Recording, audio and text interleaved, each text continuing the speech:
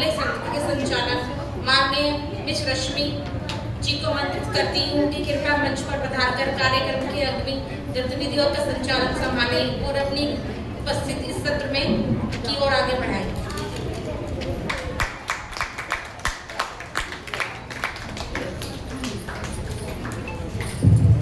सबसे पहले आप सभी को जय माई जय भीम। सभी सम्मानित अतिथिगण एवं उपस्थित साथियों का मैं रश्मि शखवार एक बार पुनः हार्दिक स्वागत करती हूँ। अब हम अपने कार्यक्रम के एक अगले महत्वपूर्ण एवं प्रेरणादायी सत्र की ओर अग्रसर हो रहे हैं। किसी भी सत्र की सफलता उसके विषय वस्तु के साथ साथ अनुभवी एवं दूरदर्शी नेतृत्व के मार्गदर्शन पर भी निर्भर करती है, जो प्रतिभागियों को नई दिशा, प्रेरणा एवं उत्साह प्रदान करता है। इसी क्रम में मैं माननीय कीर्ति जी से विनम्र निवेदन करती हूँ कि वे आज के इस सत्र की माननीय चेयरपर्सन श्रीमती वीणा वर्मन जी के साथ कृपया मंच पर पधारें और अपना स्थान ग्रहण करें तथा अपनी गरिमामयी उपस्थिति से इस सत्र की शोभा बढ़ाएं। हमें पूर्ण विश्वास है कि आपके मार्गदर्शन एवं सहभागिता से यह सत्र और अधिक सार्थक, प्रेरणादायी एवं सफल रहेगा। आइए तालियों की गड़गड़ाहट के साथ उत्साहपूर्ण स्वागत के साथ हम माननीय कीर्ति जी एवं माननीय चेयरपर्सन हमारी श्रीमती वीणा वर्मन जी का हार्दिक अभिनंदन करें।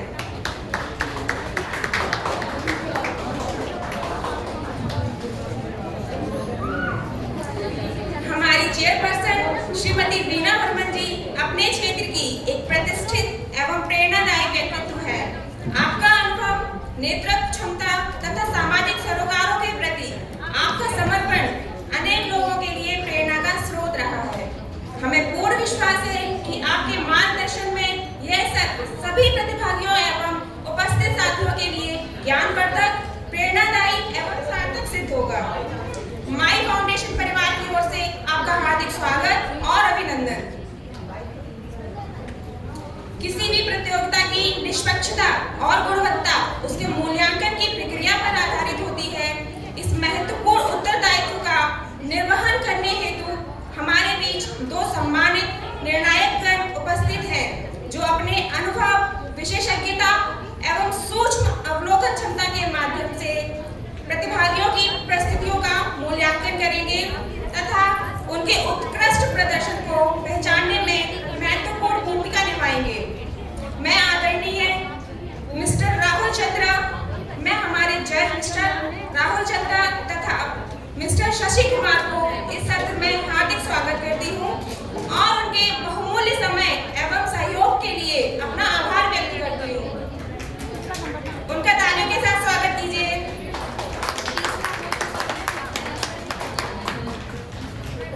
हमें विश्वास है कि आपके निष्पक्ष एवं रचनात्मक मूल्यांकन से प्रतिभागियों को सीखने और आगे बढ़ने की प्रेरणा प्राप्त होगी।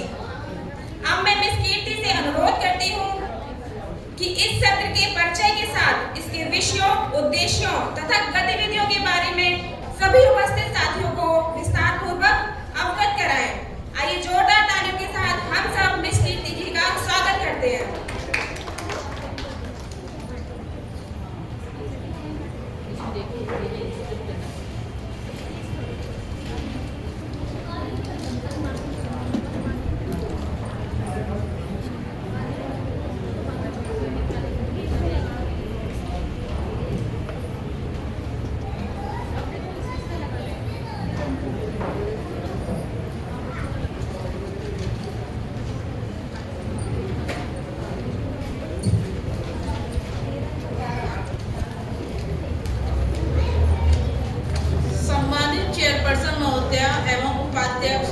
सभी साथियों को मेरा जय भीम। आज के इस विशेष सत्र में आप सभी का हार्दिक स्वागत है। यह सत्र विशेष रूप से 12 वर्ष से अधिक एवं 15 वर्ष से कम आयु वर्ग के प्रतिभागियों के लिए आयोजित किया गया है। इस श्रेणी का विषय है spark of change, imagine voices of equality and awareness. इस विषय के अंतर्गत बच्चों को समाज जागरूकता, समानता, शिक्षा, नेतृत्व क्षमता, सामाजिक उत्तरदायित्व एवं सकारात्मक परिवर्तन से जुड़े विभिन्न विषय प्रदान किए गए हैं। अपनी रुचि एवं समझ के अनुसार उन विषयों का चयन किया है और आज भी अपने विचारों को भाषण प्रस्तुति के माध्यम से हम सभी के समक्ष प्रस्तुत करेंगे। यह केवल अभिव्यक्ति का मंच नहीं बल्कि बच्चों की सोच, संवेदनशीलता, जागरूक दृष्टिकोण एवं आत्मविश्वास को प्रोत्साहित करने का एक सकारात्मक प्रयास है।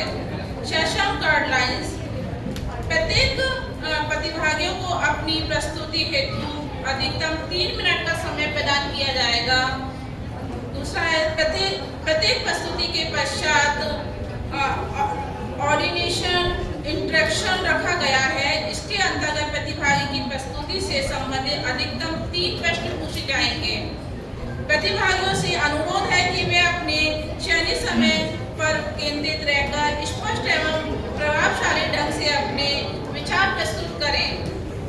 समय सीमा एवं मंच की गरिमा का ध्यान रखना सभी प्रतिभागियों के लिए अपेक्षित होगा। इस गतिविधि का उद्देश्य बच्चों में केवल बोलने की क्षमता नहीं बल्कि विषय की समक्षता की सोच, त्वरित उत्तर देने की क्षमता एवं आत्मविश्वास का विकास करना भी है। एलिवेशन प्रोसेस: मैं सभी प्रतिभागियों को यह भी अवगत कराना चाहती हूँ कि आज की प्रस्तुतियों का मूल्यांकन हमारी आदरणीय चेयरपर्सन महोदय एवं सम्मानित निर्णायक गण द्वारा किया जाएगा। निर्णायक मंडल प्रतिभागियों का मूल्यांकन निम्नलिखित बिंदुओं के आधार पर करेगा: विषय की समक्ष एवं विषय वस्तु की प्रस्तुति, विचारों की स्पष्टता एवं तार्किकता, अभिव्यक्तियों का संप्रेषण कौशल, आत्मविश्वास एवं मंच प्रस्तुति, ऑडियंस इंटरेक्शन के दौरान उत्तर देने की क्षमता। समय प्रबंधन: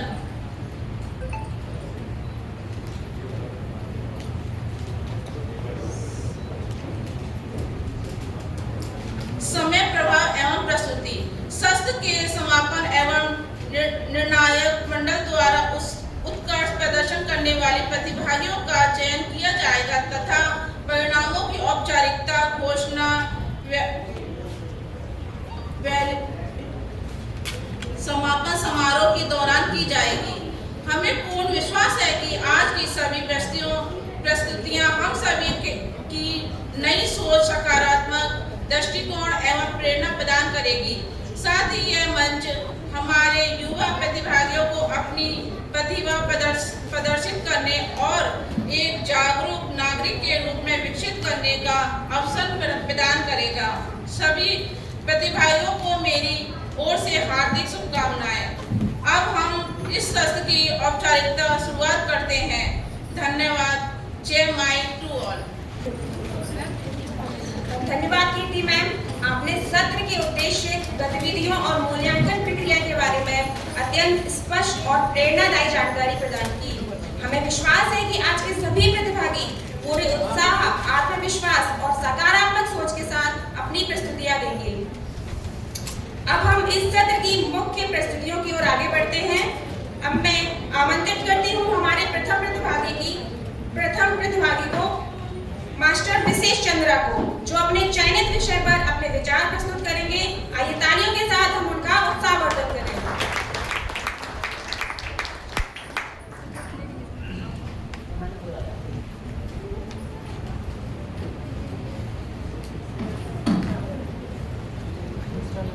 जय माई, जय सावित्री माई, जय रमा भाई। Respected all the judges, respected all mothers and sisters and my dear friends. Today I have been given the opportunity to speak about a topic that is not just a social issue but a true test of humanity. How to identify and eliminate discrimination from society. Friends, discrimination is not just about insulting someone. It happens when someone got judged by just their caste, religion, languages or economic factor. It happens when poor children are denied opportunities. It happens when women's abilities are questioned. and sometimes discrimination hide in our behavior so deeply that we can't even notice it. Therefore, before changing the society, we ask ourselves, do I really respect everyone? Do I treat everyone equally? Do I consider some people superior and some inferior? If the answer is yes, then the first change being within us. Bhagwan Gautam Buddha taught us compassion, equality and humanity. Dr. B.R. Ambedkar dedicated his life to fight against discrimination and giving everyone equal rights. He rightly said, a great person becomes by their deeds, not by birth. If we really want to eliminate discrimination from society, we must change ourselves. Equality is in our homes. Equality must be visible in our workspace and society. Friends, always remember, where is discrimination, development stops. Where is equality, society moves forward. Equality creates respect. Respect creates brotherhood. And brotherhood creates a strong society. So today, let us take a pledge. I request everyone to stand up and take their position.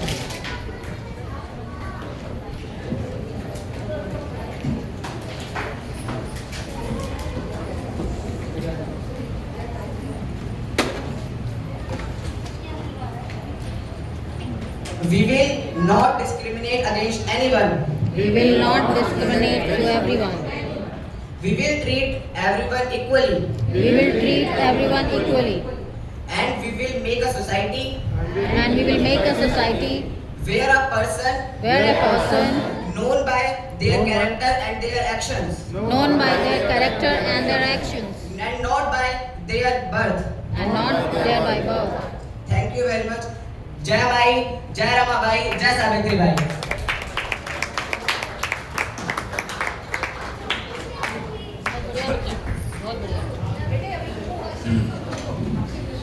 धन्यवाद।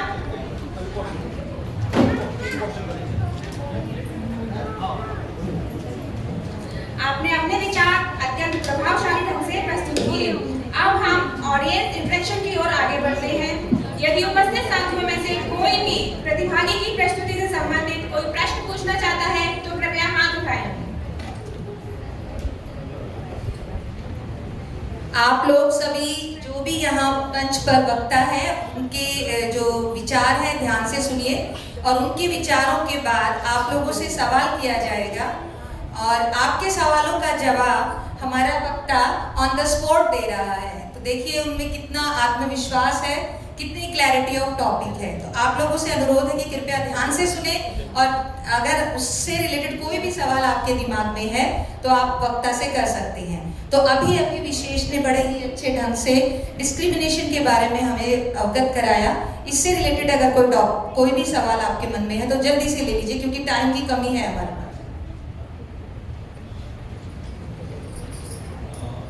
आपका discrimination के लिए अपना personal क्या सोच रहेगी? अगर आपको उसके लिए करना पड़े कुछ तो क्या करेंगे आप जिससे कि वो भेदभाव कम हो? जैसा कि आपने कहा कि मैं क्या करूँगा कि जिससे डिस्क्रिमिनेशन और भेदभाव कम हो, तो मैं लोगों को बहुत ज़्यादा अवेयर करूँगा। मैं अपने भी चेंजेस करूँगा कि मैं किसी के caste, colour, language and other categories के ऊपर कभी भी जज ना करूँ एंड उनसे कभी भी कंपेयर ना करूँ खुद को। एंड मैं और लोगों को अवेयर करूँगा कि वो भी ये सब काम ना करें।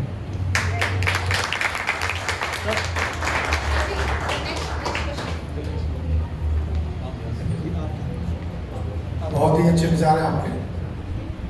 मेरा सवाल ये है कि अगर आप भी डिस्क्रिमिनेशन के शिकार होते हैं तब आपका एक्शन क्या होगा उसमें?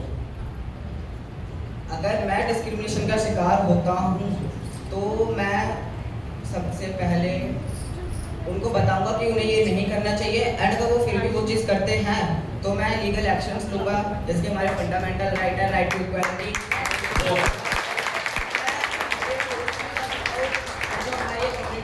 हेल्प ले सकता हूँ। बहुत सुंदर उत्तर, धन्यवाद। अगर कोई अंतिम प्रश्न है तो कृपया पूछ लीजिए। अच्छा आपने जवाब दिया है। मैं एक क्वेश्चन करना चाहूँगा कि हमारे में जो समाज में डिस्क्रिमिनेटी है उसका वास्तविक कारण क्या है? क्या जातियाँ उसका कारण है या कुछ और है उसका कारण? हमारे जो डिस्क्रिमिनेशन का मेन रीज़न है वो एक्चुअली अभी से नहीं चलता हुआ आ रहा है, वो बहुत पहले से चलता हुआ आ रहा है। जब पहले के लोग मतलब छोटी कास्ट को बहुत डिस्क्रिमिनेट करते थे, उनको ये नहीं करने देते थे, पानी वगैरह नहीं पीने देते थे, उनके पीछे झाड़ू बनवा के चलवाते थे एंड सो ऑल। तो ये तब से ही मेंटालिटी बनी हुई है लोगों की कि इनके साथ ऐसा ही करना है एंड इनको ऐसे ही रखना है, ये कुछ नहीं कर सकते। तो इसी वजह से वो पहले से डिस्क्रिमिनेशन चलता हुआ आ रहा है, तो उनके माइंड में वो बैठ गया कि हमारे पिताजी दादाजी ये करते थे तो हमें भी यही करना है।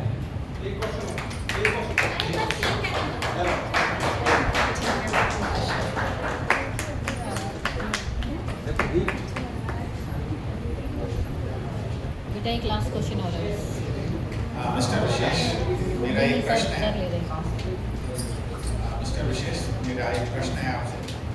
जैसे अभी आपने कहा कि हमें भेदभाव रहित समाज की परिकल्पना करनी है और उसके लिए प्रयासरत होना है, लेकिन हम समाज कभी भी एक जैसा नहीं हो सकता। भेदभाव हमेशा से रहा है और ये रहेगा। तो इन चीज़ों से निपटने के लिए कुछ परिपाटियाँ या कुछ नियम या कानून बनाए जाते हैं जो भेदभावपूर्ण होते हैं, जिसे हम पॉजिटिव डिस्क्रिमिनेशन कहते हैं। जैसे सरकारें विशेष रियायतें देती है, सरकार विशेष संविधान में कुछ ऐसी चीज़ें शामिल करती है जिससे कि जो वंचित वर्ग है वह भी बराबरी के पास या बराबरी की तरह बिहेव कर पाए, वह भी समाज में उसी तरह जी पाए जैसा दूसरा है।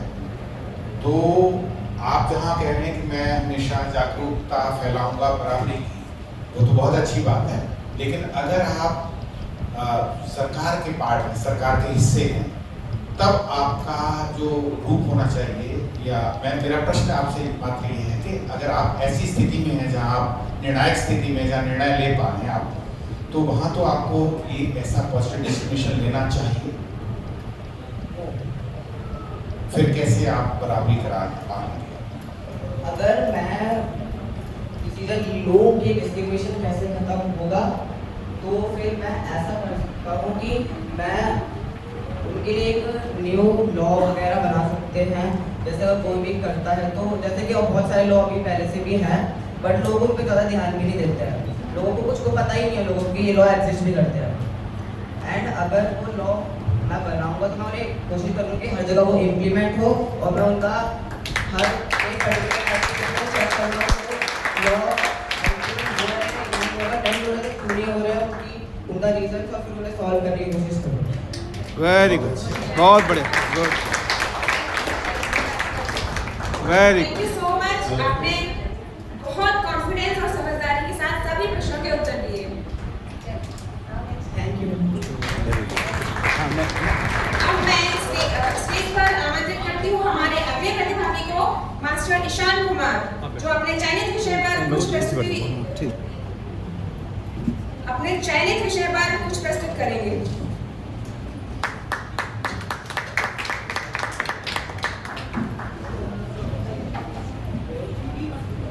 Good afternoon everyone. My name is Ishan Kumar and today I am going to speak about the topic how kindness and humanity can change the society. Kindness is one of the greatest qualities in a human being. If we help someone and we can see a smile on them, that is the power of kindness. Let me give you some examples. If you help someone, support your friend, that are some acts of kindness. APJ Abdul Kalam taught young people to help society through kindness, honesty, and hard work. Nowadays, some people are really busy in their lives. Sometimes they forget to care about others. But even one act of humanity can change this world. So, small action taken by many people can change the whole society and the power of the world. So if you are really busy in something, so don't forget to care about others, but not for yourself and being selfish. Thank you.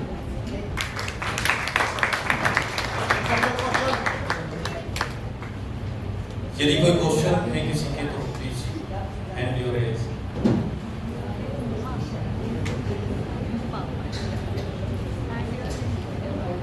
जल्दी सत्र को तेज करना है, जल्दी question. हाँ yes yes please. नहीं, बाकी सबको मौका देते हैं। सर आप ले लीजिए, अगर कोई और भी है तो मैं भी आइए। हाँ नहीं करुणा का जो भाव है उसका वास्तविक तात्पर्य क्या है, कृपया उस पर विकास हो। इंग्लिश में बता दीजिए, करुणा के भाव को इंग्लिश में क्या कहते हैं? करुणा के भाव को इंग्लिश में क्या है?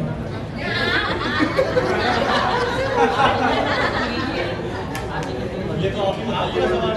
I would like to ask you what is the impression of the Karuna in English?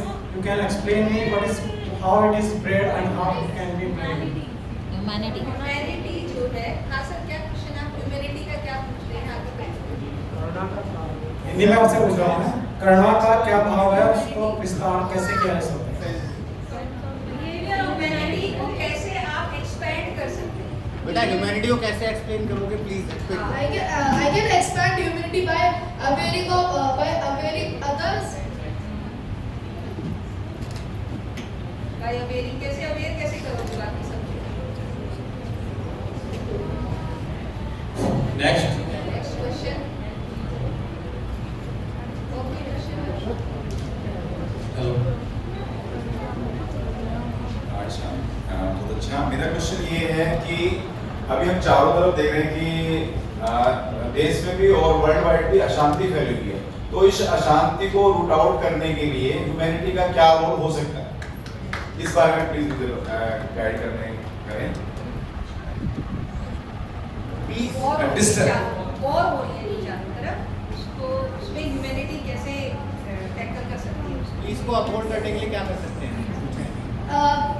तो इसको शांति को ऐसे कर सकते हैं कि ह्यूमैनिटीज में ऐसे इन्वॉल्व होती है, जैसे यूएन जो है वो वॉर्स को एज अ पीस के लिए वो रुकवाती है, अपनी पूरा ट्राई देती है कि जैसे इंडिया पाकिस्तान को रुकवाए, लेकिन पाकिस्तान रुक नहीं रहा because they don't have the humanity, but India had the humanity so they completely stop the war, but after seizure they Pakistan secretly also fired spaghetti bombs to us. So it is humanity but Pakistan.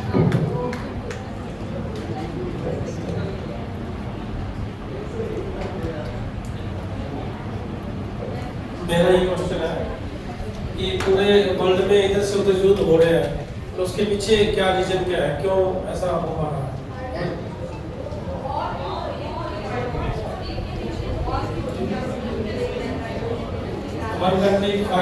What is the cause of worldwide war? Reason क्या है? Cause, reason. America लग रहा है।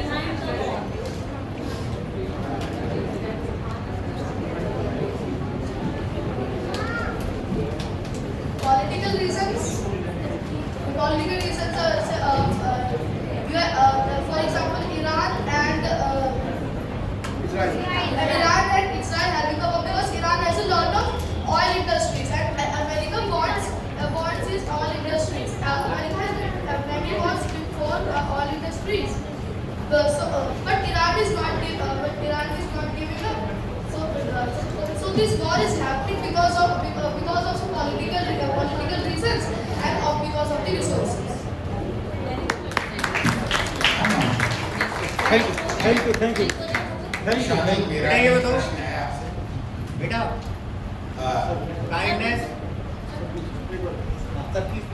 पर question 3 हो गए, फिर सत्र भी हमारा और भी है। नहीं एक्चुअली मेरा है हमारे बच्चों में जो जैसे कोरोना का भाव मैंने बताया ना, कोरोना का एक गलत स्वरूप है हमारे यहाँ। जैसे मैं आपसे सब सामान आपका छीन लूँ, उसके बाद दया के रूप में आपको कुछ चीजें दे दूँ, क्या वो करना? इंग्लिश अच्छा। If I snatch all of your belongings, then give you something in for the survival, for your survival. Whether that is the humanity, that is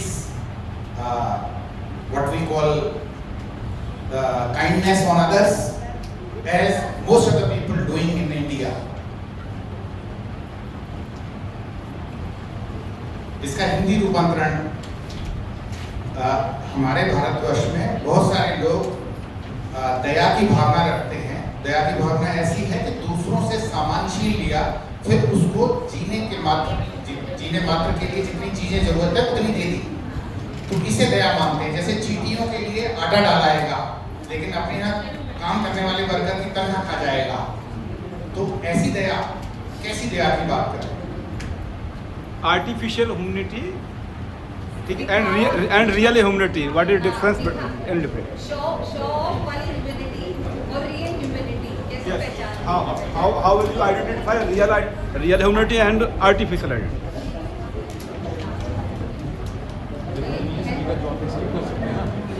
सभी का जवाब स्किप करना। You can skip. Okay. You can now next. Next one. Sir, maximum 3 questions. Thank you so much, Ishan. अगला question आपका ही। नहीं, मेरा question भी conversation व्यास के क्वेश्चन से मिलता जुलता ही था। मैं पूछने वाला था कि ह्यूमैनिटी और पर्सनल इंटरेस्ट में अगर आपको एक चीज चुननी हो तो आप क्या चुनेंगे? सर बहुत बहुत धन्यवाद आप सबका इतना रोचक पूर्ण इस सत्र को बनाने के लिए। ये बच्चे हमारे साथ ही हैं, लंच सेशन में हमारे साथ रहेंगे, हम इनसे ढेर सारे सवाल और करेंगे। तो आप लोगों से अनुरोध है, क्योंकि बच्चों को इस सत्र के लिए सिर्फ 3 ही सवाल हम उनसे ऑडियंस से इनवाइट कर सकते हैं। बच्चों का सत्र जो है वो थोड़ा सा अभी इतना डेवलप नहीं हुआ है, बट हाँ एक थॉट प्रोवोकिंग प्रोसेस के साथ हम उनको भेज रहे हैं यहाँ से, तो थोड़ा सा सत्र उनके लेवल का भी ध्यान रखे जाए ताकि वो डीमोटिवेट ना हो कि हम किसी सवाल का जवाब नहीं दे पा रहे हैं। आप लोगों का बहुत बहुत धन्यवाद। अब मैं आमंत्रित करती हूँ हमारे अगले प्रतिभागी मास्टर वैभव सागर को, जो अपने चयनित विषय पर अपने विचार प्रस्तुत करेंगे। ताली के साथ उनका उत्साहवर्धन करें। Good morning. Good afternoon. I am Vaibhav Sagar from class 10. Today I would like to speak on the topic, what are fundamental rights and why are they important? I would like to begin with a question. What do you mean by fundamental rights? Anyone? Fundamental rights are those basic human rights given by the Constitution to the citizens of that nation. As we all know, our Constitution gives us 6 fundamental rights. Can anyone tell me what are those?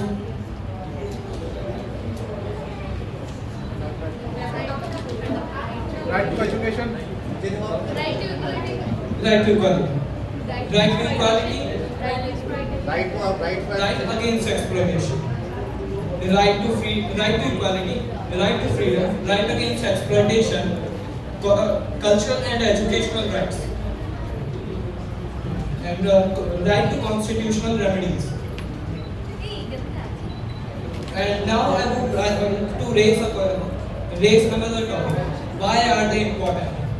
Why fundamental rights are important? Fundamental rights are important because they help us to live with dignity and our respect. They are important because they protect us from injustice, inequality and discrimination. Right to equality, right to freedom, right to freedom of religion and so on. So, can we ask others to respect our freedoms when we are not respecting theirs? Can we ask them? No. We cannot ask them while we are not respecting their fundamental rights. So as a responsible citizen and future of the nation, we all must respect the fundamental rights of others and foster them. Thank you.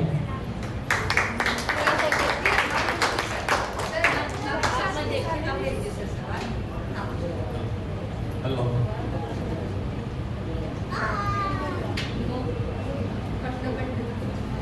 वह आपने fundamental rights की बात करी, यानी मूलभूत अधिकार। आपको क्या लगता है इसमें एक फंडामेंटल राइट कुछ दिनों मतलब कुछ सालों पहले हटा दिया गया था, वो आप जानते हैं?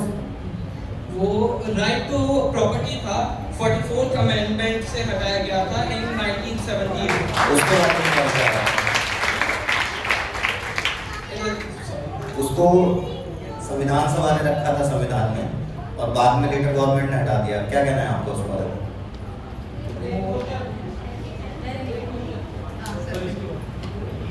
वो ये राइट टू प्रॉपर्टी अगर हम देखें तो right to property basic human rights में है, पर जितना राइट टू इक्वालिटी इम्पोर्टेंट है उतना नहीं आता मेरे अकॉर्डिंग। नहीं, मैं शायद अपना सवाल कन्वे नहीं कर पाया। अम्बेडकर साहब की संविधान सभा ने उस राइट को अपने संविधान सभा में उसमें फंडामेंटल राइट्स में शामिल किया। किन कारणों से बाद की सरकार ने उसे हटा दिया? चलिए, थैंक यू। नेक्स्ट यदि कोई है तो प्लीज। नहीं, बता भी देता हूँ। उसके पीछे कारण ये था कि जब बाद में सरकारें बनी तो उन्होंने देखा कि हमारे समाज में जो प्रॉपर्टी का बंटवारा है वो इक्वल नहीं है। सरकार को कुछ लोगों से प्रॉपर्टी लेनी थी और कुछ लोगों को प्रॉपर्टी दी जानी थी। अगर उस अधिकार को हम संविधान में रखते तो ऐसा कर पाना संभव नहीं था। इसलिए उस सरकार को ने बाद में उस राइट को हटा दिया। Okay, thank you.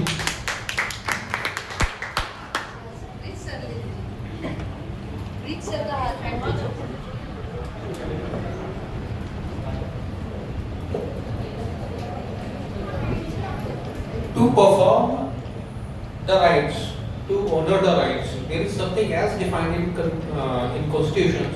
What is that? आप रिपीट कर सकते हैं? How?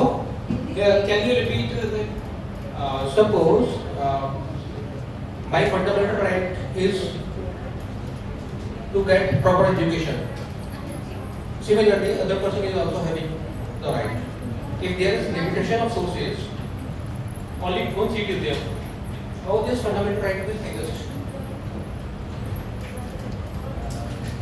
सॉरी पर मैं आपका क्वेश्चन समझ ही नहीं पाया। मेरा कहने का मतलब है कि यहाँ पे दो लोग हैं, दोनों को एजुकेशन देनी है, बट सीट एक ही है। अब किसको दोगे? एक को दोगे एजुकेशन, दूसरे को नहीं दे पाओगे तो फंडामेंटल राइट का वायलेशन होगा। यहाँ पर आप टेस्ट ले सकते हैं, उनके एबिलिटीज के बेसिस पे कर सकते हैं। वहाँ पर वायलेशन नहीं होगा, आप उनकी एबिलिटीज के बेसिस पे कर रहे हैं। आप बायस होकर उन्हें एडमिशन नहीं दो तो वहाँ पर वायलेशन नहीं होगा। अगर आप बायस हो रहे हैं तो ठीक है।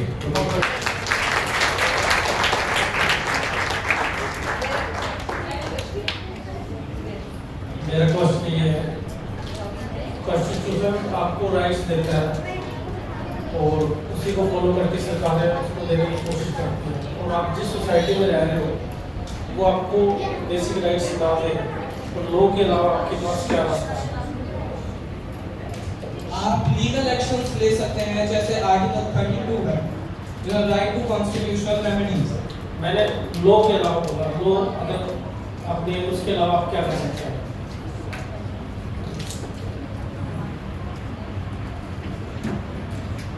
लॉ के अलावा आप उन्हें थोड़ा अवेयर कर सकते हैं कि आपको ऐसा नहीं करना चाहिए, और जिनके साथ डिस्क्रिमिनेशन हो रहा है उन्हें अवेयर कर सकते हैं कि आप ऐसे लॉ का सहारा ले सकते हैं। अगर वो नहीं ले पा रहे हैं तो फिर आप उन्हें ये जो डिस्क्रिमिनेशन कर रहे हैं उन्हें एक बार समझाने की कोशिश करिए ये चीज़ें सही नहीं है। इस तरीके जो आए दिन मतलब गवर्नमेंट नहीं देते हैं, बहुत बार जो लोग सड़क पे उतर रहे हैं, प्रोटेस्ट कर रहे हैं, वो इसका एग्जाम्पल नहीं हो सकता ताकत के दम पे हो सकता है। Thank you. Thank you so much madam, आपने बहुत ही समझदारी के साथ सभी प्रश्नों के उत्तर दिए। अब मैं हमारे अगले प्रतिभागी मास्टर लोकेश साहब को आमंत्रित करती हूँ, वो अपने चयनित विषय पर अपने विचार प्रस्तुत करेंगे।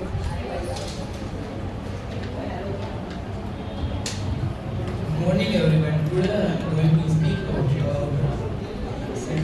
scientific and the importance of thinking with logic and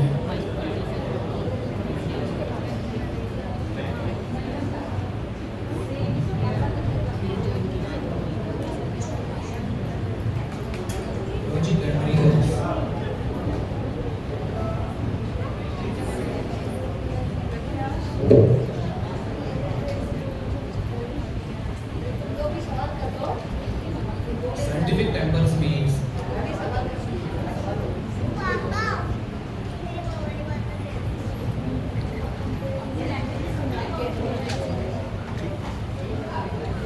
लिखा हुआ है कहीं पे, लिखा हुआ है, देखो देख लो, कोई नहीं।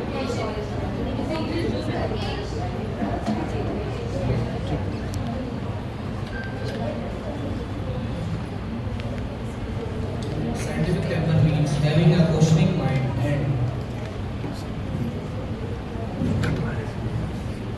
and making decisions based on facts, advice, and rational thinking. It encourages us to ask questions and finding answers and understand world around us.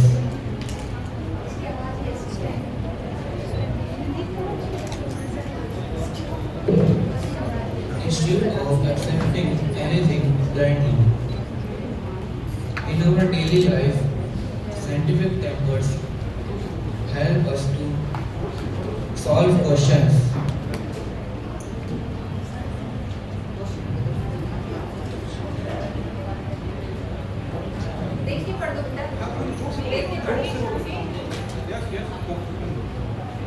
Avoid misinformation and make wise decisions. It teaches us to think critically and remain open to new ideas. A society that values scientific tempers become more innovative and develop.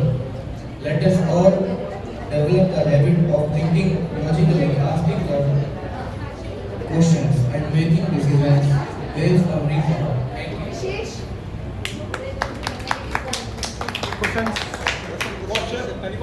कोई question बच्चों की तरफ से request है कि बच्चे ही question करें तो ज़्यादा बेहतर रहेगा।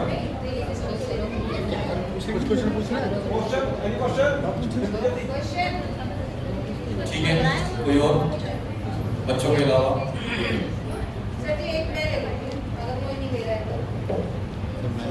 लोकेश, आपने बहुत ही अच्छा टॉपिक लिया है साइंटिफिक टेम्परामेंट, कि बच्चों के अंदर साइंटिफिक टेम्परामेंट डेवलप होना चाहिए।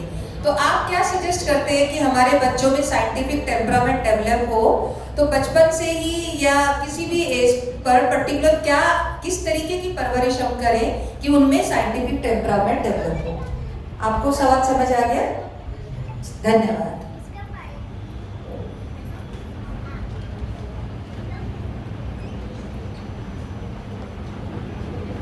अगर नहीं आ रहा तो आप नहीं आ रहा है तो नो आइडिया। नहीं, बोलो बोलो, सवाल समझ में आया, आंसर दो।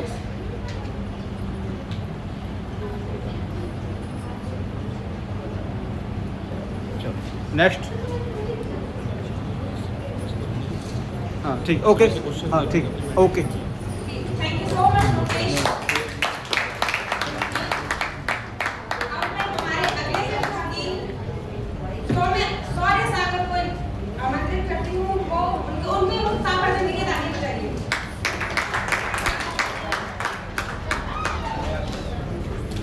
Good morning everyone. My name is Sori Sagar. Today I would like to speak about the right and duties of a responsible citizen. Every citizen has certain rights such as the right of freedom, equality, education and experience. This is right establishes a fair and ideal country. However, right always come with duties. Responsible citizen must follow laws, respect others, protect public properties and help manage place and cleanliness.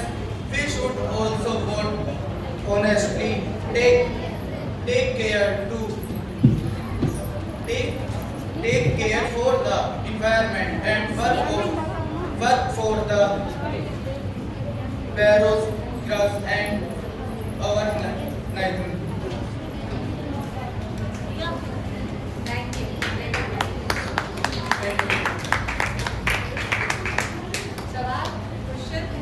Question दे दीजिए।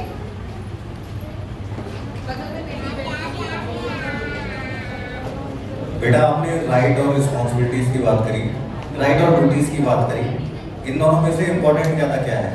आपके right ज़्यादा important है या आपकी जो उसकी duty है वो ज़्यादा इम्पोर्टेंट है? राइट ज़्यादा इम्पोर्टेंट है। अगर आपको राइट नहीं मिल रहा है तो आप ड्यूटी करना बंद कर देंगे या क्या रहेगा आपके लिए?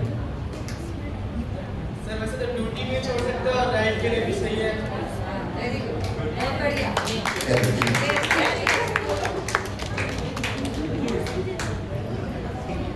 Good. What is your responsibility as a citizen?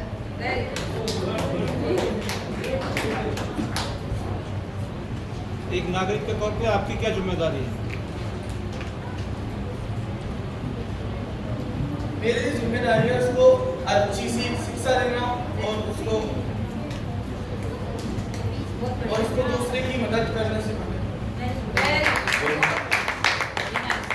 आप किसी की मदद कब कर सकते हैं? बस आपकी सर आप ये बताइए कि आप किसी की मदद कब कर सकते हैं? जब वो मुसीबत में हो।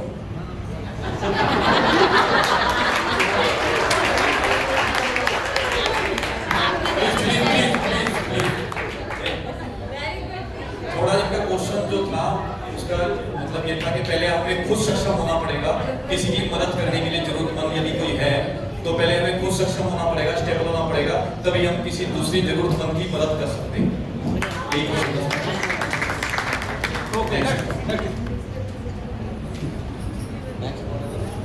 Thank you so much sir, आपने बहुत समझदारी के साथ सभी प्रश्नों के उत्तर दिए। अब मैं आमंत्रित करती हूँ हमारे अगले प्रतिभागी मिस कंचन अलरिया को। जोरदार तालियों के साथ उनका उत्साहवर्धन कीजिए।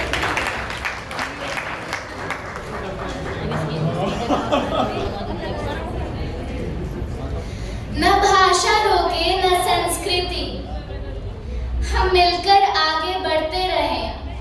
न भाषा रोके न संस्कृति तोड़े, हम मिलकर आगे बढ़ते रहें। विविधता हमारी ताकत है, हम भारतवासी ये कहते रहें। नमस्कार, मैं कंचन आलरिया माय फाउंडेशन के इस मंच पर उपस्थित होकर बहुत गौरवान्वित महसूस कर रही हूँ।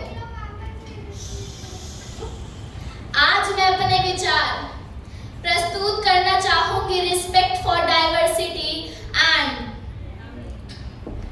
डिफरेंट कल्चर्स विषय पर। हम सभी अलग हैं, हमारा कल्चर, हमारी भाषा, हमारा रहन सहन और हमारी सोच, लेकिन यही अलग बातें हमें खास बनाती है। विविधता हमें अलग नहीं करती, बल्कि एक दूसरे के साथ मिलजुल कर और आपस में आगे बढ़ने की सीख देती है। क्या आपने कभी सोचा है कि अगर दुनिया में सभी लोग एक जैसे होते तो क्या वह दुनिया इतनी खूबसूरत होती? शायद नहीं। क्योंकि दुनिया की खूबसूरती ही विविधता है। हमें कभी भी किसी की कल्चर या परंपरा को छोटा या बड़ा नहीं समझना चाहिए, क्योंकि हर कल्चर हमें कुछ अच्छा सिखाती है। हमें शिक्षा, ज्ञान, अच्छे संस्कार और आर्थिक मजबूती पर भी ध्यान देना चाहिए। आइए हम एक ऐसा समाज बनाएं जहां पहचान से पहले इंसानियत को महत्व दिया जाए। न भाषा बांटे, न धर्म लड़ाएं, अपनी पहचान की राह पर बढ़ते जाएं। प्रेम और सम्मान को राह अपनाएं, अपनी पहचान दुनिया को दिखाएं। मैं अपनी वाणी यहीं पर ही, इन्हीं शब्दों के साथ मैं अपनी वाणी को विराम देती हूँ। धन्यवाद। जय माई, जय क्वेश्चन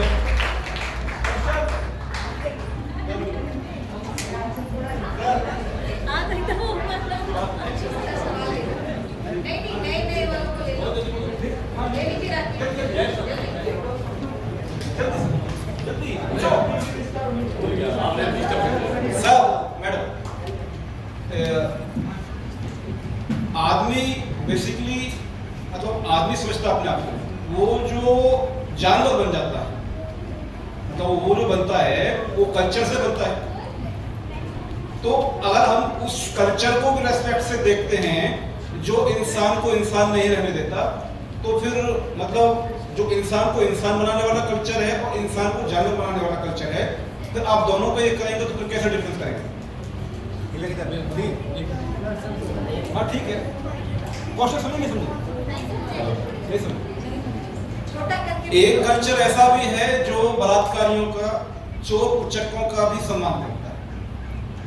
तो यदि उस कल्चर का भी हम सम्मान करने की बात करते हैं, तो फिर हम ये कैसे कहते हैं कि मतलब सारे कल्चरों को हमारे रेस्पेक्ट से देखना चाहिए? बहुत बढ़िया क्वेश्चन, बहुत बढ़िया।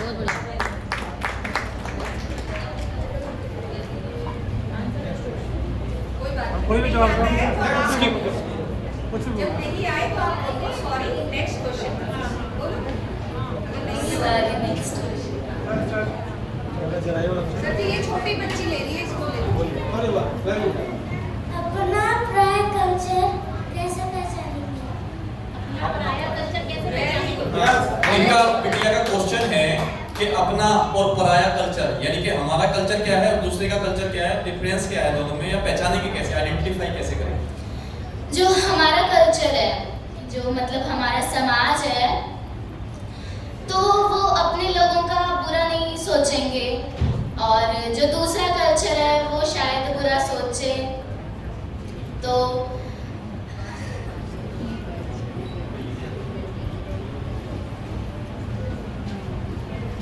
नेक्स्ट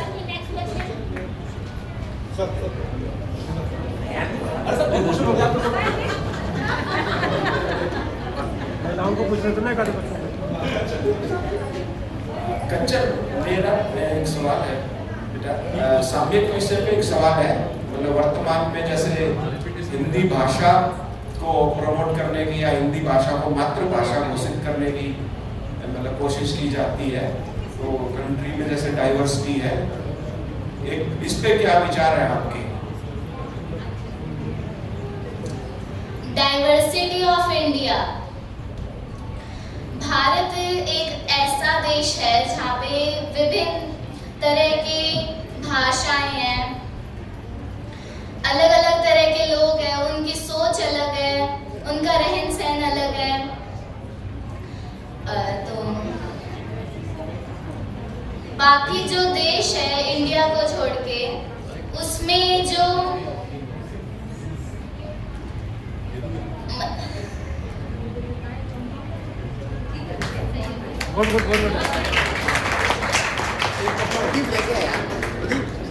एक क्वेश्चन और है बेटा, अभी आप हेलो इधर, अभी आपने ना कल्चर की बात करी, बहुत सारी कल्चर विविधता है, तो हम अपनी कल्चर के बारे में जानेंगे कैसे? क्या सोर्स हो सकता है कल्चर को जानने का?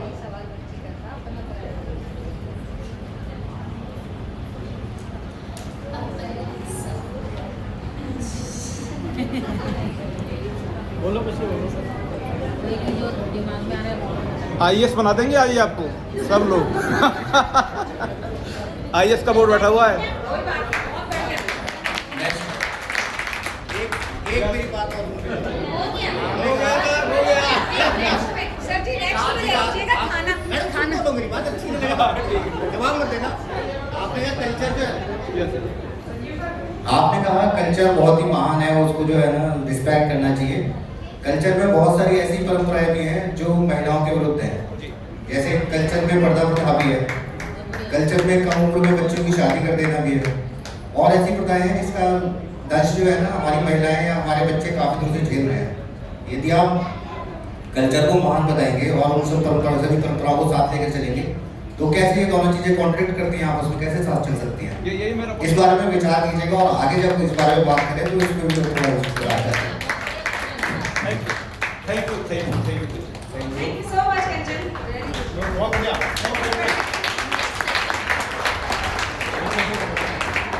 अब मैं हमारे अगले प्रतिभागी मास्टर अंतिम करण को आमंत्रित करती हूँ। कृपया जोरदार ताली के साथ उनका उत्साह दें।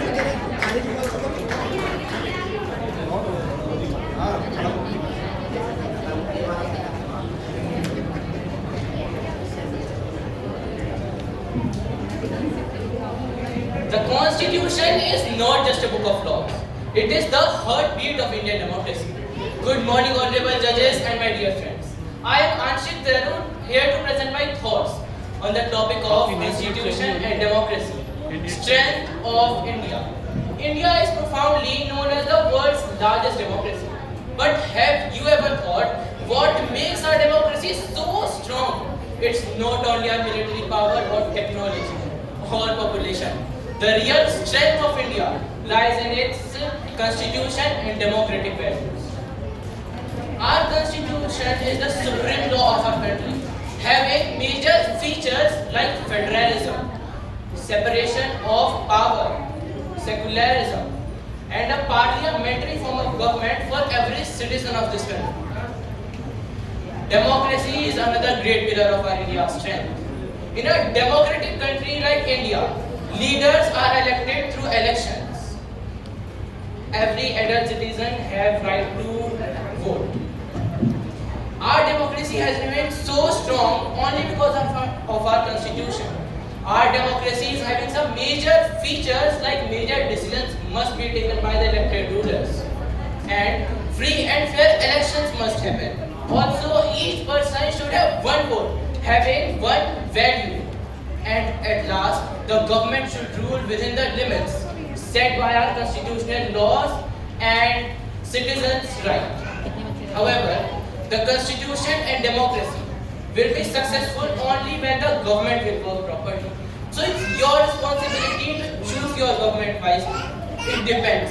Would you choose a pilot who is offering you a business class seat but not knowing how to fly a plane, or the one who knows how to fly a plane? At last, I would like to remind the thoughts of Dr. B.R. Ambedkar. He said, however good a constitution may be, it is sure to turn out bad if those who are called to work it happen to be bad along. However bad a constitution may be, it may turn out good if those who are called to work it happen to be good along. Thank you. Jai Bharat, Jai Sangh. Question के लिए एक minute एक थोड़ा नियम है, अभी sir के द्वारा आया गया है। जो क्वेश्चन पूछते हैं यदि हमारा पार्टिसिपेंट उसको आंसर नहीं दे पाता है तो जिसने क्वेश्चन किया है क्वेरी है वो उसका जवाब अवश्य दे। प्लीज।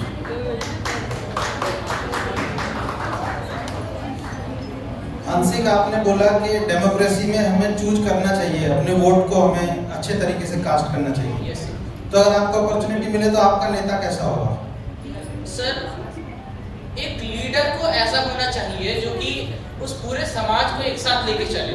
जैसे हमारा देश है, हम जैसा एक अच्छा लीडर वो होता है जो कि पूरे समाज में एकता बना के रखे, कॉन्स्टिट्यूशन का अच्छे से पालन करे। जैसा मैंने कहा कि the government should rule within the limits set by constitution laws. बहुत बढ़िया।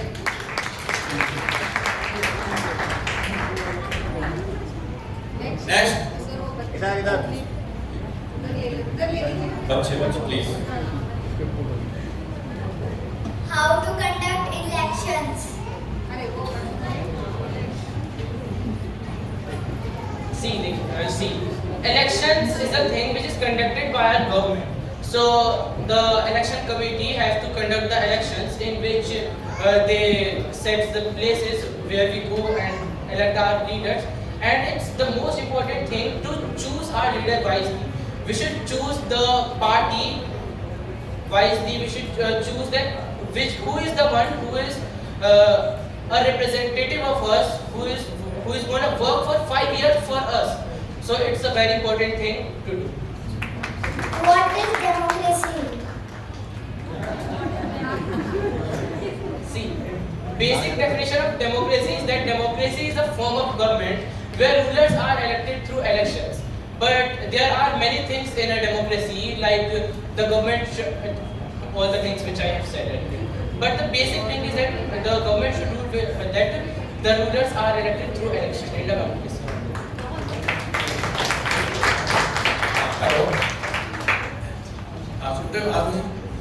मेरा एक क्वेश्चन है कि बेसिकली जो डेमोक्रेसी है ना, अमेरिका में कंट्री हेड है वो 2 से ज़्यादा बार सेलेक्ट नहीं हो सकता, इंडिया में मल्टीपल टाइप हो सकता है।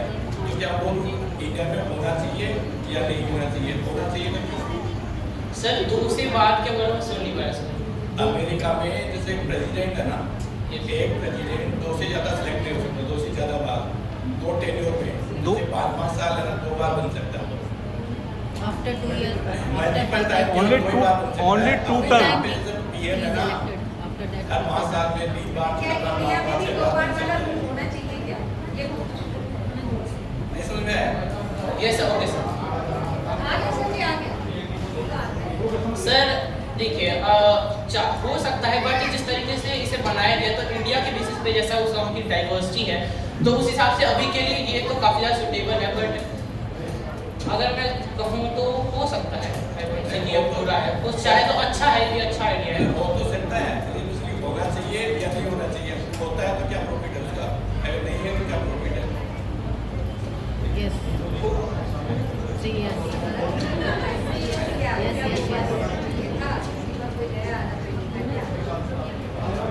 सर सॉरी सर,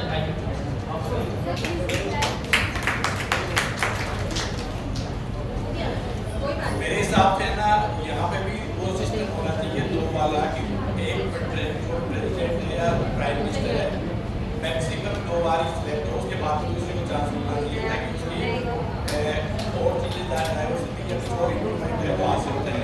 ताकि एक बनता जाएगा तो उसके रिजल्ट में डेमोक्रेसी नहीं रहेगी। Thank you sir. Thank you आशी। अब हम हमारे अगले प्रतिभागी तनवीर वर्धन को आमंत्रित करते हैं। कृपया जोरदार ताली के साथ इनका स्वागत करें। 2 ही रह गए ना, मेरे में तो 2 ही रह गए। वो करके 2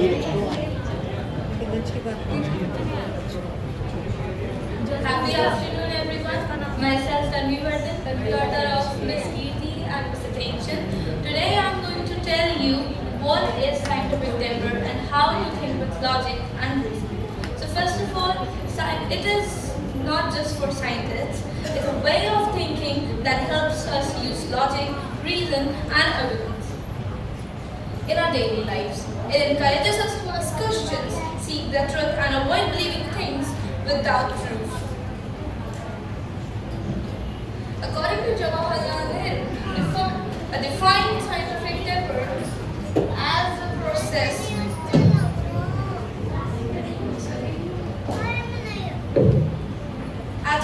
of thinking and a method of acting. It teaches us to test ideas and accept facts based on evidence rather than assumptions or blind beliefs. A person with scientific temper shows qualities such as humility, intellectual honesty, and perseverance. Such a person is willing to learn, admit mistakes, and continue searching for answers even when faced with challenges. We can develop scientific temper by asking why and how, verifying information and making decisions based on facts, whether in school, at home, or in society. Logical thinking helps us solve problems more effectively. Many great achievements in medicine, technology, and science have been possible because people questioned existing ideas, searched for evidence. Scientific temper is therefore essential for progress and development. In conclusion, let us become rational thinkers who question, verify, and learn. Let us lead with logic, demand evidence, and contribute to a better society through scientific thinking. Thank you. Jai Hind, Jai Sabati.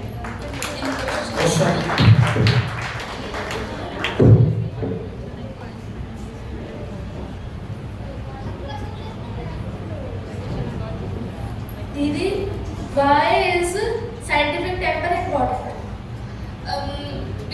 Because we should not believe in others' words or what they're saying because of peer pressure. We should first found the evidence if it's true or not, then only believe that.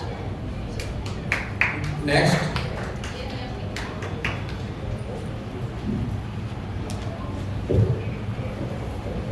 What is scientific temper? Scientific temper, it means that you should think with logic. First found the evidence, found the proof that this is true or not, only then believe it. How will you convince your scientific temper? What? How will you convince your scientific temper? Convince? What's convince?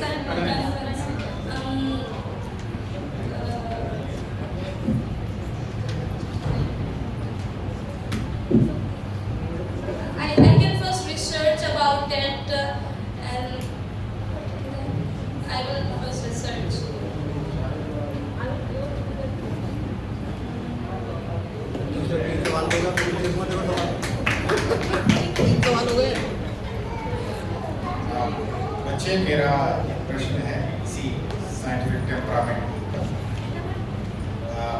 सामान्यतः हम सभी लोग इसकी बात करते हैं, constitution में भी निहित है कि हमें साइंटिफिक टेम्परामेंट डेवलप करना चाहिए। सारा साइंटिफिक टेम्परामेंट डेवलप होने के बाद मंदिर, मस्जिद, गुरुद्वारे सभी में इलेक्ट्रिकल और जितने भी इनोवेशन है सारे यूज करते हुए अंततः जो हम काम कर रहे होते हैं वो बहुत ही नॉन साइंटिफिक होते हैं। जैसे हम साइंटिफिक टेम्परामेंट की बात करें तो इसका मतलब है इक्वलिटी, ट्रूनेस, जो एक्चुअल में एग्जिस्ट कर रहा है उसकी बात करें, जैसे रेशनल थिंकिंग की बात कर रहे हैं। ये सभी चीजें साइंटिफिक टेम्परामेंट, आप पहले से किसी से पूर्वाग्रह से ग्रसित नहीं है, ऑलरेडी पहले से आप किसी चीज से प्रभावित नहीं है, आप उसके अनुसार निर्णय ले पा रहे हैं, सोच आपकी विकसित है। ऐसा हमारे संविधान में निहित है, ऐसा ही करना चाहिए। हम इन शब्दों की बातचीत कर रहे होते हैं लेकिन वास्तव में ऐसा धरातल पे नहीं कर रहे होते हैं। इसका कारण शायद हमारे आसपास होने वाली कार्यकलाप और एक्टिविटीज हैं जिनके कारण हम ऐसा करते हैं। जैसे हमने कहा साइंटिफिक टेम्परामेंट है कि हमने कोई भी चीज बगैर सोचे नहीं करनी।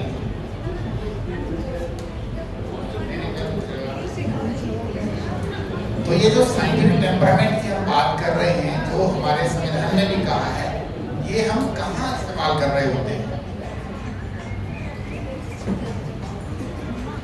बेसिकली हमें ये सब जगह इस्तेमाल करनी चाहिए, बट अनफॉर्चुनेटली हर जगह होती नहीं है। जैसा कि आपने कहा मंदिर, मस्जिद और इन सब चीज़ों में बहुत झूठ होते हैं और ये एक्चुअल भी है। लेकिन अब जो हमारे जो मेजॉरिटी है अब वो यही सोचती है, लेकिन जो कुछ लोग होते हैं जो माइनॉरिटी में होते हैं वो लोगों को समझाने चाहते हैं तो वो नहीं समझते हैं। तो अब देखिए इसमें हम कुछ कर तो सकते नहीं हैं, लेकिन जो अगर किसी को कुछ करने में अच्छा लग रहा है, उसे पीस मिल रही है उस चीज़ में, तो उसे वो चीज़ करने से कोई रोक नहीं सकता, ना रोकना चाहिए। लेकिन हम साइंटिफिक टेम्पर हम यूज़ कर सकते हैं जैसे अपनी डेली लाइफ में। और अगर हमें कोई कुछ भी बताता है कि ऐसा होता है, नहीं ऐसा होता है, लेकिन हमें उसे नहीं मानना चाहिए जब तक हम उसे खुद नहीं ढूंढ लेते हैं कि ऐसा होता है कि नहीं होता है। हमें उस पर रिसर्च करनी चाहिए, उसके एविडेंस, उसके प्रूफ्स निकालने चाहिए, उसी के बाद हमें मतलब उस पर भरोसा करना चाहिए। Thank you, thank you, thank you. No more question please. Continue next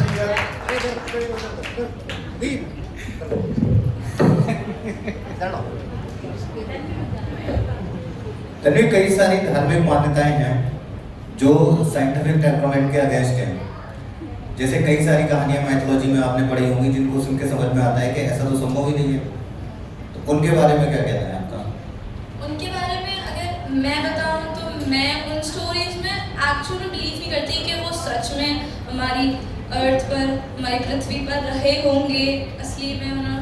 लेकिन मैं उन्हें एक स्टोरीज जैसे हम इमेजिनेशन स्टोरीज होती हैं, हम बिल्कुल सुन सकते हैं कि कोई हमें रोक नहीं सकता और ना रोकना चाहिए। लेकिन हम वो ऑब्वियस है कि वो सच नहीं है वो कुछ, लेकिन अब जो कुछ लोग मानते हैं और उन्हें लगता है और हम कि अपने जीवन में बहुत सारे कार्य ऐसे करते हैं जो उन स्टोरियों से प्रेरित हैं। कई सारे त्योहार हम ऐसे मनाते हैं जैसे कि दिवाली, होली और भी कई सारे ऐसे त्योहार हैं। वहाँ साइंटिफिक टेम्परामेंट करने का काम आता है।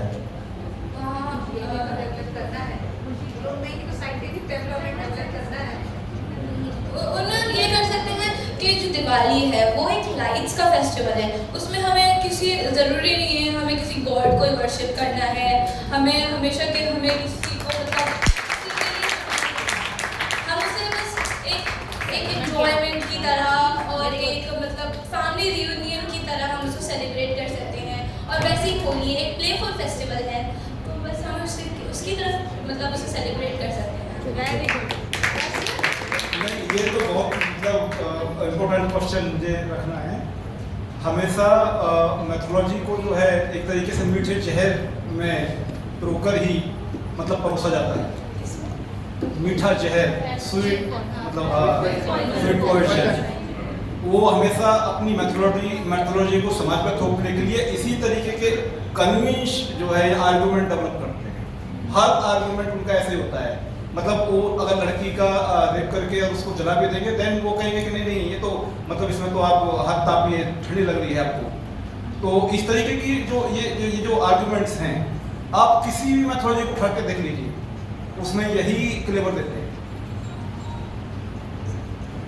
तो यदि आप उसी ट्रैक में जा रहे हैं तो फिर मुझे लगता है कि साइंटिफिक पर आपका काम नहीं करेगा। मुझे छोटा सा इसमें एक छोटी सी बात यह है कि आपने जो कारण बताया कि फेस्टिविटी भी जरूरी है, फैमिली को इकट्ठा होने के लिए बहाने की जरूरत है, तो उसको उस तरीके के से मनाओ, बाकी उसके जो पीछे माइथोलॉजी है उसको छोड़ो, अवॉइड करो उसको। ठीक है, very good, good job. Thank you so much Ranveer, आपने बहुत ही कॉन्फिडेंस और समझदारी के साथ सभी प्रश्नों के उत्तर दिए। अब मैं स्टेज पर आमंत्रित करती हूँ मिस वानी सैनी को इंटरव्यूअर का। आइए तालियों के साथ इनका जोरदार स्वागत करें।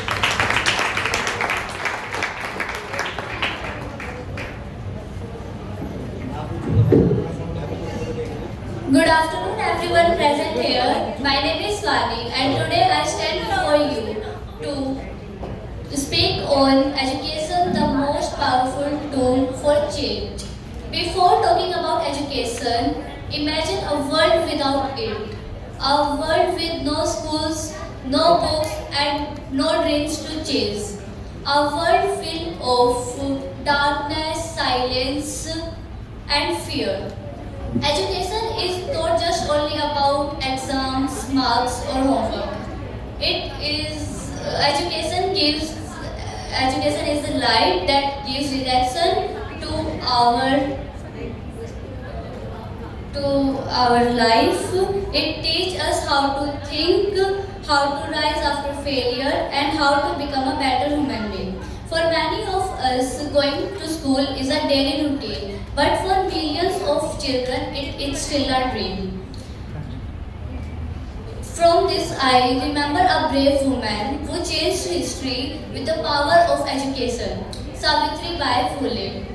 At a time when girls were not allowed to study, she became India's first female teacher. She opened school for girls and give hope to those who were told they had no rights to learn. Today, when we sit in the classroom, we must remember the struggles of the people like Savitribai Phule who fought for our right to education. Education has the power to change everything.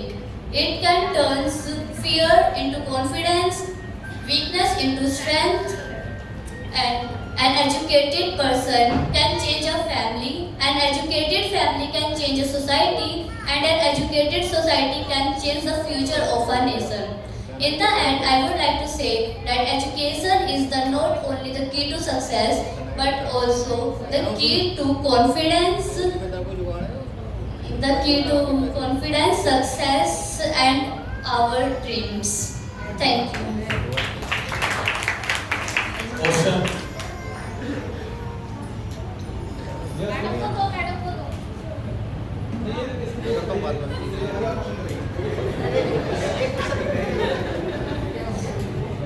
बेटा मेरा ये प्रश्न है, अगर महिलाओं को शिक्षा का अधिकार ना मिला होता तो आज की परिस्थिति क्या होती?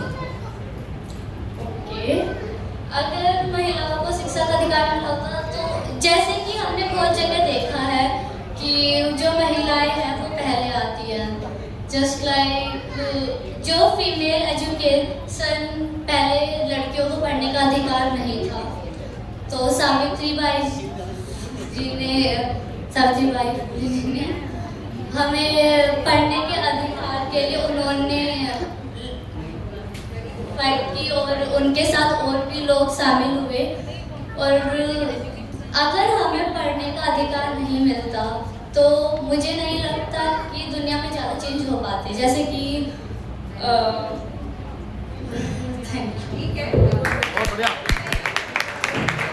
मैं ये बताऊं, एजुकेशन किसी भी व्यक्ति को कैसे चेंज करती है और समाज को कैसे चेंज करती है? तो एजुकेशन जो है वो बस ये नहीं है कि तुम बुक्स पढ़ो, याद करो और एग्जाम दो, मार्क्स लाओ, पर तुम अपनी स्किल डेवलप्स करो, तुम्हारे अंदर कॉन्फिडेंस आए और तुम अपने जो तुम्हारे ड्रीम्स है वो अचीव कर सको। इट डेवलप कॉन्फिडेंस इन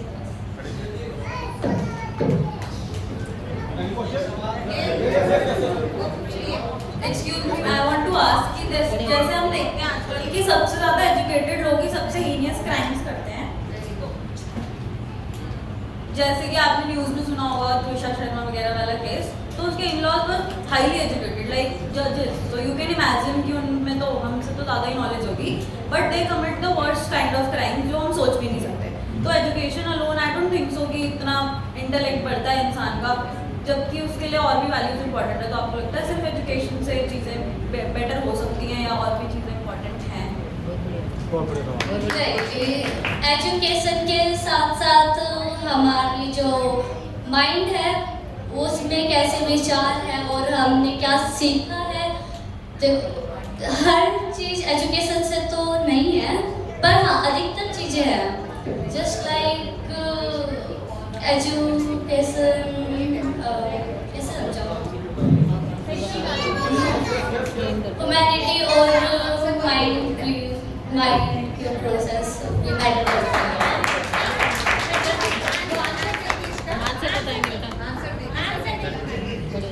जैसे आपने बताया, वो सही बताया कि एजुकेशन के अलावा वैल्यूज भी बहुत मैटर करती हैं।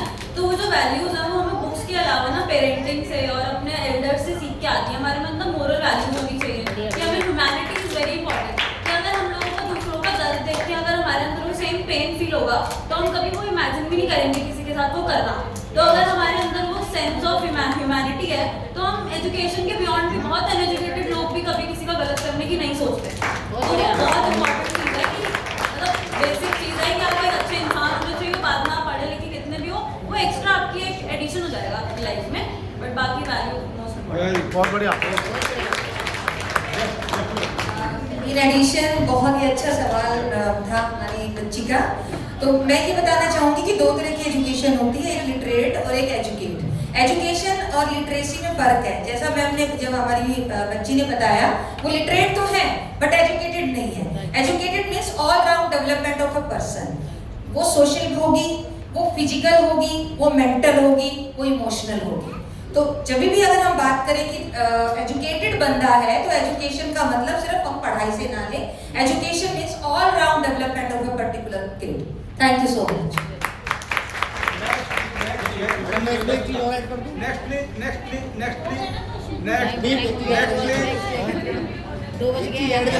यही सवाल था जो अभी मैडम ने मुझे जवाब दे दिया है। मैं भी यही क्वेश्चन करना चाहता था कि वास्तविक एजुकेशन कैसी हो।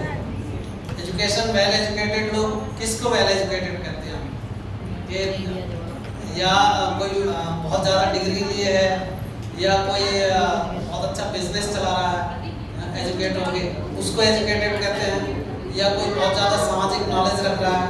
तो मेरे ख्याल में मैडम ने वही मेरे सवाल का जवाब दे दिया है कि ऑल अराउंड डेवलपमेंट हमारा एजुकेशन से होना चाहिए। खाली डिग्रियाँ ही ना हो हमारे पास, सोच भी डेवलप होनी चाहिए, साइंटिफिक टेम्परामेंट भी डेवलप होना चाहिए। तो शिक्षा का यही वास्तविक मतलब निकलता है और यही अच्छी शिक्षा है। Very good. Thank you so much Dalvi, आपने बहुत समझदारी बहुत बढ़िया बच्चे, बहुत बढ़िया। इसी के साथ मैं आमंत्रित करती हूँ हमारे अगले प्रतिभागी को, मास्टर जय आदित्य सिंह। कृपया जोरदार तालियों से उनका स्वागत करिए।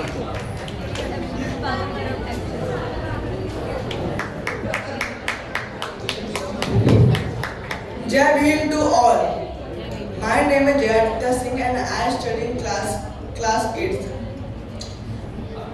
It is truly honored to speak at the first anniversary of my foundation, a platform dedicated to empowering every voice and building an equal and enlightening society through education and leadership. Today, in a world overflowing with information, one question can become more important than ever. Have you ever wondered how you decide what's true, what's important, and what's your future would look like? As Dr. B.R. Ambedkar said, that cultivation of mind should be the ultimate aim of human existence. Today, I want to explore why critical thinking is a key to unlocking our potential as a student, as a nation, and as a global citizen. Critical thinking is not just asking questions. It is about seeking evidence,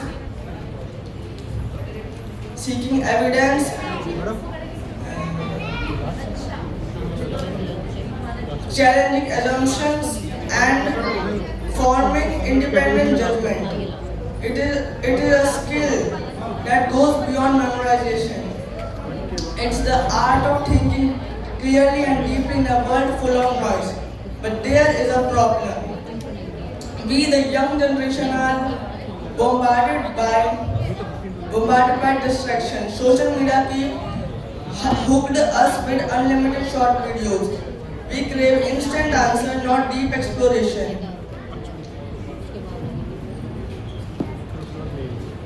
And also education rewards rote learning, memorizing facts, not understanding them. As a result, many students lose their curiosity, and that's a silent crisis. And there we belong on the global stage.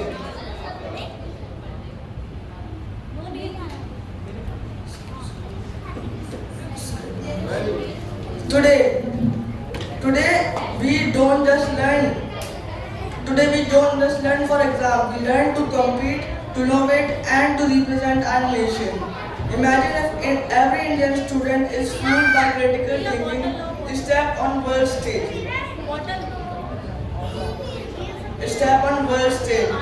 Not just repeating old knowledge, but creating new knowledge that changes game. Let me leave with you these lines by Jyotiba Phule ji, that without education, wisdom is lost. Without wisdom, morals were lost. Without morals, development was lost. Without development, wealth was lost. Without wealth, Shudras were ruined. Such that happened because just of lack of education. The future belongs to those who don't just memorize the fastest. It belongs to those who think the deepest. So let us change to think, to question, and to lead. Because when we do, we don't just pass the exam. We change the world into better. Thank you, Jai Bhim, Jai Bharat, Jai Hind. Question.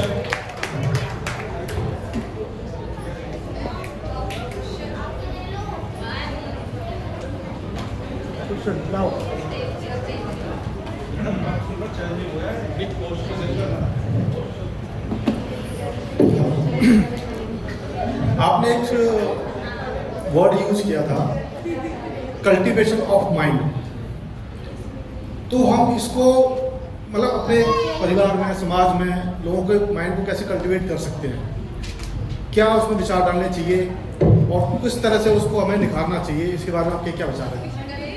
हम अपने mind को cultivate ज़्यादा से ज़्यादा books और values पढ़ के और वैल्यूज़ को अपने दिमाग में स्टोर करके कर सकते हैं। Very good, very good.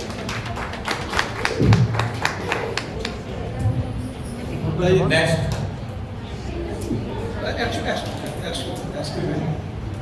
यदि बुक्स करके ही हम एजुकेट होते हैं तो what do you think about the Kabirdas? Yes sir. Kabirdas के बारे में सुना? संत कबीर? Yes sir. उन्होंने तो कोई बुक लिखी नहीं और शायद पढ़ी भी नहीं सर, क्योंकि उन्होंने नेचर से पढ़ा था। Yes.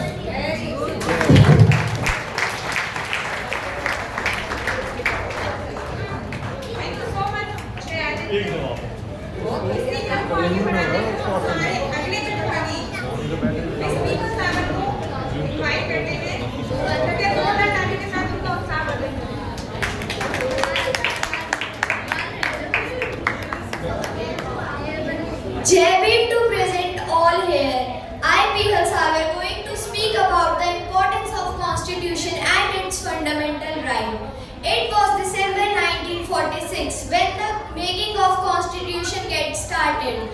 That time of our leaders were asking from Britishers to suggest a name that will help them in making of our constitutions. The Britishers were surprised that they even don't know there is a genius who is proficient in these types of tasks. The name was Dr. B.R. Ambedkar. On August 1947, Baba Saheb was appointed as chairman of drafting committee consisting of 7 members including him. But the one was died, one was ill, one was staying in abroad and one was busy in his political activities.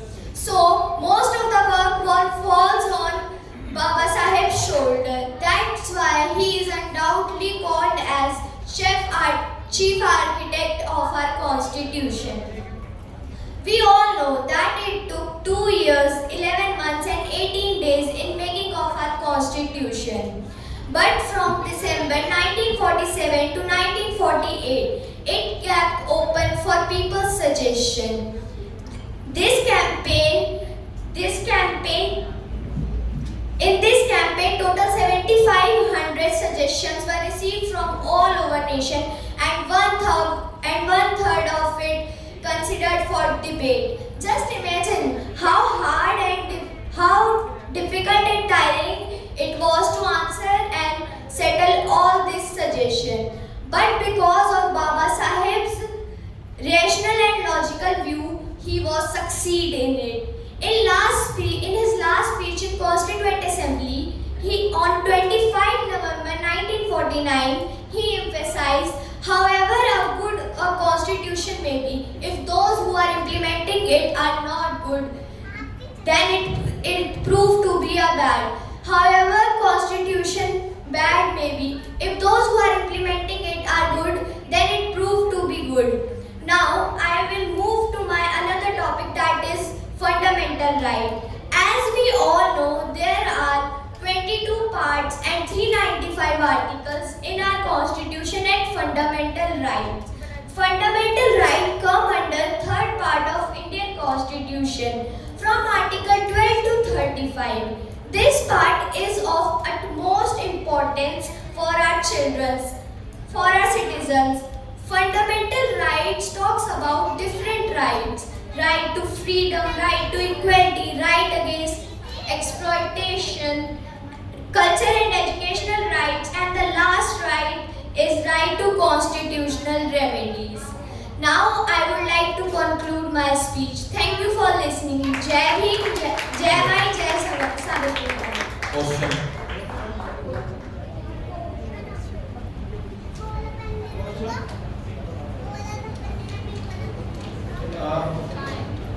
आप संविधान का सम्मान करते हैं? Yes. यदि ऐसा संविधान बना दिया है जाए इमरजेंसी ला के कि देश के अंदर कोई इलेक्शन नहीं होगा और जो मान लीजिए कि कैटेगरी वाइज ये कर दिया जाए कि SC ST को OBC को अब कोई एजुकेशन राइट नहीं है, तो क्या आप उस संविधान का सम्मान नहीं करेंगे?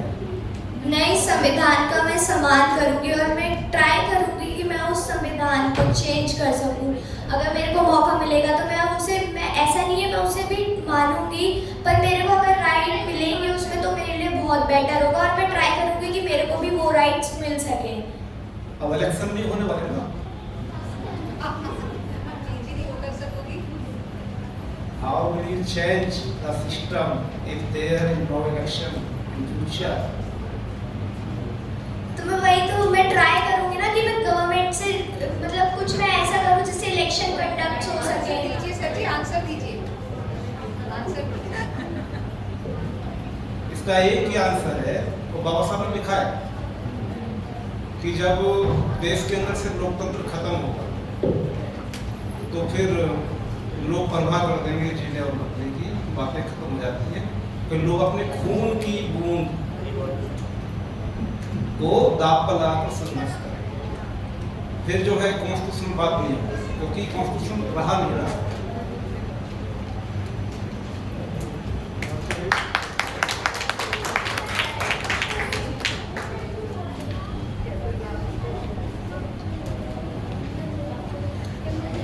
इंडिया में कॉन्स्टिट्यूशन है, इस के रहते हुए भी आप देख रहे हैं कि बहुत सारी समस्याएं हैं, सभी पॉवर्टी भी है, अनएजुकेशन भी है, क्राइम्स भी है। इसका मतलब कि हम कह सकते हैं कि कॉन्स्टिट्यूशन फेल हो गया, उसको बदल देना चाहिए। नहीं, उसे हम ऐसे नहीं कह सकते। अगर लोग उसे ट्राई करें जैसा वो है उसकी तरह उसे चलाने का, तो वो बहुत बेटर रहेगा।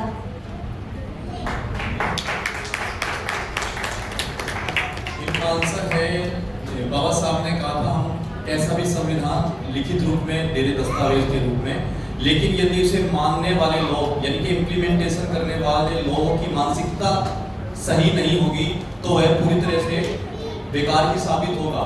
इसलिए मतलब जो एक सरकार बैठी है, हमें सरकार में वैसे लोगों को चुनाव करके इलेक्ट करके भेजना चाहिए जो कि सबके हित के बारे में सोचे। ये इसका ये आपके स्पीच का पार्ट है, आपने जो कहा स्पीच संविधान को चलाने वाले लोग कैसे होंगे ये उस पर निर्भर करेगा बस। Okay, thank you for your. मेरा सिंपल एक क्वेश्चन है कि संविधान बाबा साहब इन्वॉल्व थे, अगर उस संविधान सभा में बाबा साहब इन्वॉल्व नहीं होते और बाद में संविधान बनता तो उस कंडीशन में 3 मेजर पॉइंट कौन से होते जिसका आप पे इम्प्लीमेंट है या वो इम्प्लीमेंट नहीं होते, तो क्या इम्पैक्ट होता? 3 मेजर पॉइंट अगर बाबा साहब नहीं होते और किसी संविधान नहीं होता। Education, SC, ST, OBC caste को जो है एजुकेशन में मिलने में दिक्कत हो जाती और वो हम पे इम्प्लीमेंट नहीं होती। महिलाओं के जो राइट्स है वो शायद हो सकते थे खत्म हो जाए।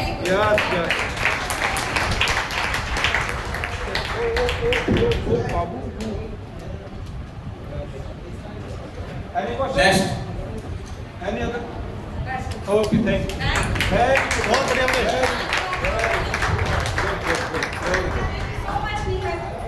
इसी के साथ इस कैटेगरी के सभी बच्चों की प्रस्तुतियां समाप्त हुई हैं।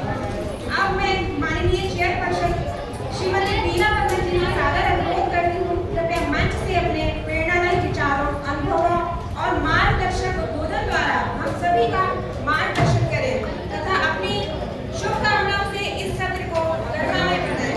आइए जोरदार तालियों के साथ आदरणीय श्रीमती बीना वर्मा जी का स्वागत करें और उनसे अपने विचार व्यक्त करने का विनम्र अनुरोध करें।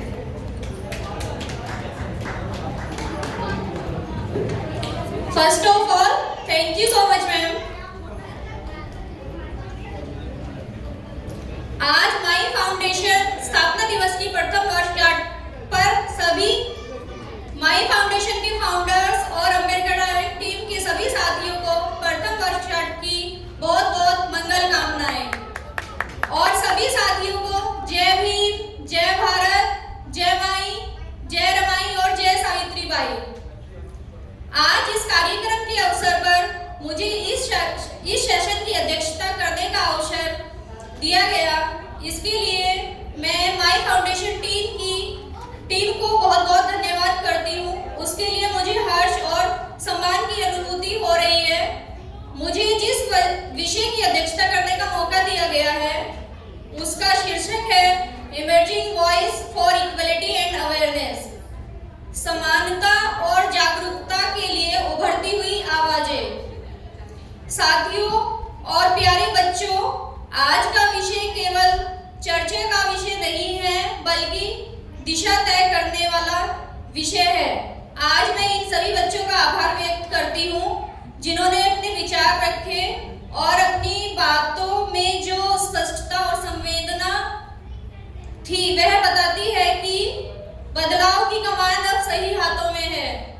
हमारा जो फ्यूचर है वो इन्हीं बच्चों के हाथों में है।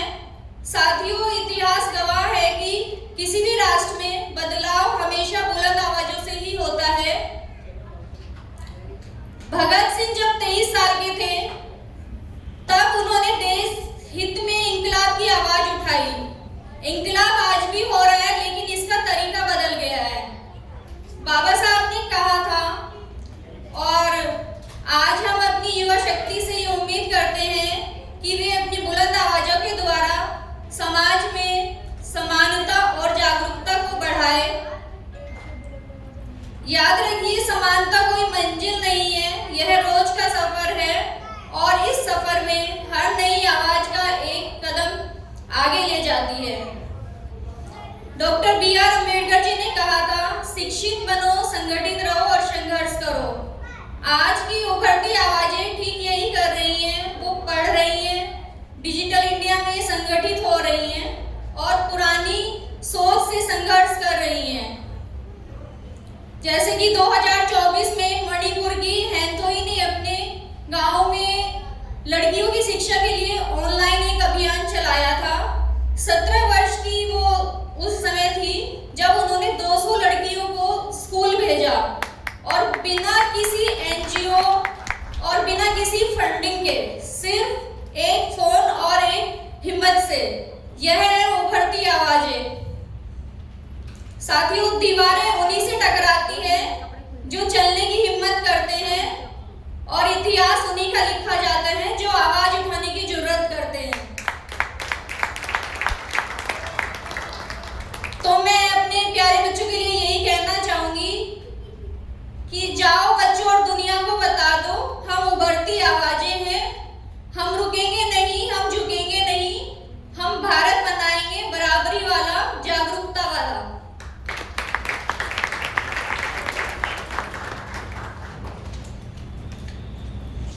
अंत में मैं यही कहना चाहूंगी, क्योंकि मैं बैंकिंग सेक्टर में काम करती हूँ, कि जैसे बेसिक नीड हमारी सब कुछ, जैसे खाना पीना सब कुछ है, वैसे ही हमें अपना वित्तीय जो स्थिति है वो भी मजबूत करनी चाहिए, क्योंकि हर चीज के साथ ये बहुत जरूरी है। और इसके लिए मैं आप सभी के लिए हमेशा तैयार हूँ कि जैसे बैंक में काम करती हूँ तो किसी को कभी भी कोई भी जरूरत है किसी भी चीज से, तो वो आप मेरे से कांटेक्ट करते हैं, क्योंकि बैंक सिर्फ पैसे का लेन देन नहीं है, बैंक भरोसे का लेन देन है। 1935 में रिजर्व बैंक ऑफ इंडिया की स्थापना हुई। बाबा साहब ने कहा था, जब तक गरीब का पैसा साहूकार की तिजोरी में रहेगा, देश गुलाम रहेगा। तो बैंक आम आदमी की ताकत है, जैसे कि सुरक्षा की ताकत, सपनों की ताकत और डिजिटल की ताकत।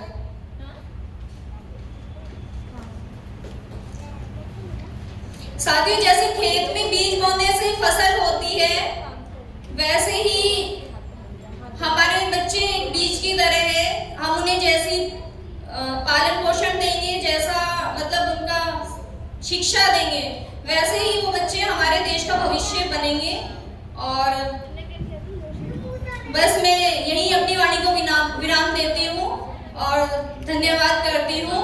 जय माई, जय रमाई, जय संविधान, जय सावित्री बाई। धन्यवाद सभी।